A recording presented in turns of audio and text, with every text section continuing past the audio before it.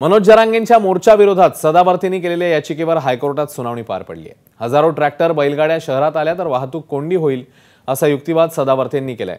तर जरांगेंच्या आंदोलनाच्या पार्श्वभूमीवर राज्यातल्या कायदा सुव्यवस्थेवर हायकोर्टाने राज्य सरकारपुढे सवाल उपस्थित केलेत।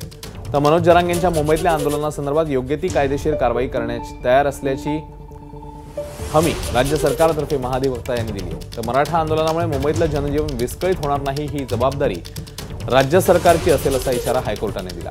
तसंच हायकोर्टाकडून जरांगेंना ही नोटीस बजावण्यात आली। तर जरांगेंच्या आंदोलनाविरोधात हायकोर्टाने दिलेल्या निर्णयावर गुणरत्न सदावर्तेंनी नेमकं काय म्हटलं पाहूया।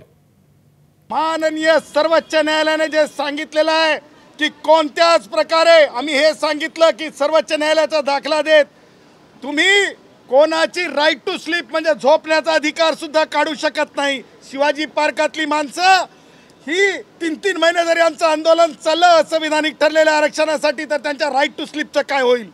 आम्ही हे सुद्धा सांगितलं माझी मुलगी जर शाळेत जायची असेल तर तिच्या शाळेचं काय होईल। आम्ही हे सुद्धा सांगितलं की सगळ्या खाजगी आस्थापनांवर सुद्धा जे मोठा बडगा येईल। आणि म्हणून न्यायालयाने सर्वोच्च न्यायालयाने जे सांगितलेलं आहे की अशा आंदोलनाला रद्द करा थांबवा त्यासाठीचे स्पष्टपणे न्याय निवाड्याचा उल्लेख करत राज्य सरकारला सांगितलंय की कोणत्या प्रकारे कोणत्या चुकीचं अघटित होऊ नये। एबीपी माझा, उघडा डोळे बघा नीट।